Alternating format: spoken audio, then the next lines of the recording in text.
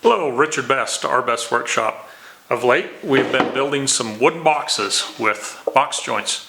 Following shows how I assembled those. Allow us to get around all four sides of the box with a single strap. It's really easy to mount into a 1-inch strap,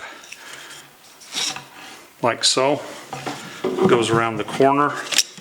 It also bridges your joint so that no part of the clamp is actually getting into your joint. That allows the wood to fully engage like this rather than getting hung up on the tips of the ends of the fingers. So you get it fully supported there, go all the way around, tighten it up, tightens up your joint, ready to go.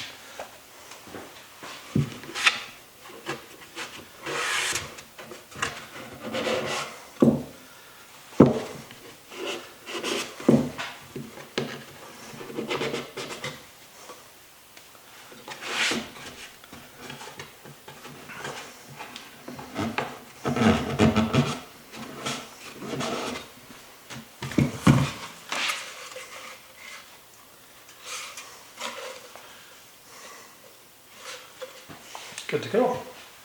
I hope you enjoyed the video.